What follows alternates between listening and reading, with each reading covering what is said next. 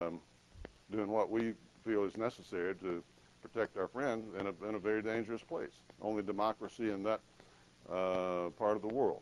And we have cultural and religious and other alliances there that need to be honored. Yes, sir. I'm a second-generation immigrant. And anyway, my question is in regards to immigrants that come in either illegally or legally from Mexico. Most of these are good people that have no intent to harm our nation. And quite frankly, I think that our local economy needs some of these workers.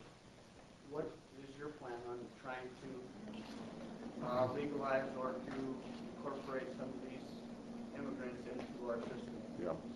Well, you lumped a couple of very important groups there into the same sentence there, and that's legal or illegal. To me, that makes all the difference in the world. I guess most all of us come from the immigration process. That's what our country is all about. There have been people for a long, long time who've stood in lines in embassies around the world, sometimes waiting for years to get the chance to become American citizens and to come here and learn the language and play by the rules and integrate themselves and become Americans. They've become some of our best Americans, some of our best values. To me, I think you're doing them a tremendous disservice. If you say that people can come in illegally, you say, well, that they're already here illegally, we got to do something with them, so let's just give them amnesty and let's let them stay here because we need the workers. I don't think that's good for them. I don't think it's good for our country. A lot of aspects to it. To me, I always get back to national security. When people come in and play by the rules and become a part of us, this is their home now. This is our home. This is our home together. And together we get to decide who else comes into our home. It's just that simple. I really believe that a nation that can't secure its borders won't remain a sovereign nation. Mexico has no trouble securing its border when it wants to. And we've got to do the same thing. We get a lot of criticism from the Mexican leadership because we're doing too much, he thinks, to secure our own border. And I think they have to ask themselves, what does it say about the leadership of their country when such a large part of their economy apparently depends upon the exportation of their own citizens? So I'm not very sympathetic with his position there and his criticism of us. We let the thing go on too long. It's like we woke up one day, discovered we had an illegal immigration problem, and it was so big that we couldn't do anything about it. It's like these big corporations seeking a government bailout. They call them too big to fail. These big banks, they get into trouble for their own wrongdoing.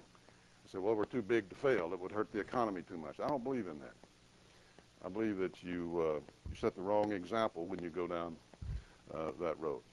Now, if we enforce the law, and if we didn't have inducements like sanctuary cities that tell their own law enforcement people that they can't cooperate with federal authorities, even when they find illegality, if we stop that, we stop in-state tuition and things of that nature, then I think over a period of time, the situation would begin to resolve itself.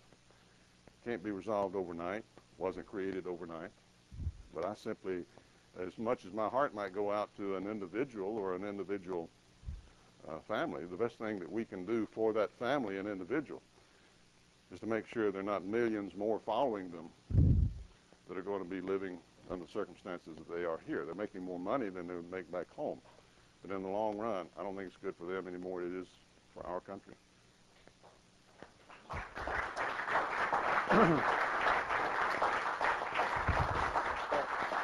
The senator is on a tight schedule this morning. He'll take one more question, is my understanding, so thank you. Yes, sir.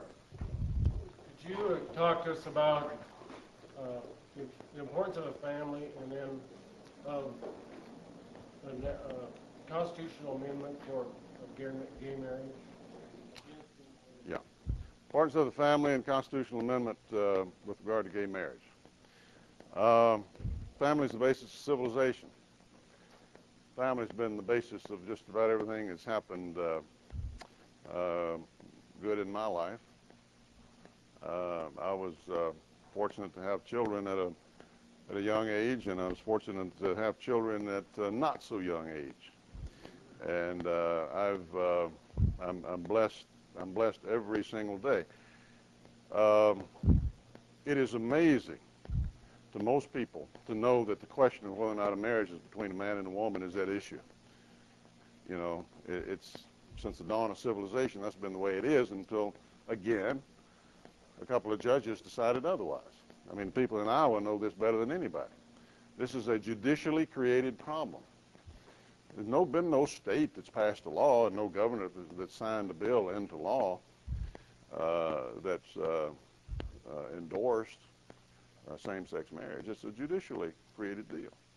I propose a constitutional amendment that will do two things. It will say that one state doesn't have to recognize what another state does in this regard under the full faith and credit clause, which we did with regard to the federal laws when I was in the United States Senate. But going further than that and basically saying that judges can't do this. Judges can't do this. It would still protect the notion of federalism. When you get right down to it, our founding fathers, you know, set up the various states and said the powers of the federal government ought to be delineated and limited to certain basic things. And ultimate decisions, if there's enough overwhelming support for something, you know, you're not going to be able to protect the states from themselves. But we're not there yet. No state's done that. Where we are is a judicially created problem that needs a judicially created constitutional amendment. And I propose one that would do just that. It would basically stop what's happening in its tracks. Somebody says, well, what about something that might happen in the future? We can address that in the future. But I think if we stop the judicially created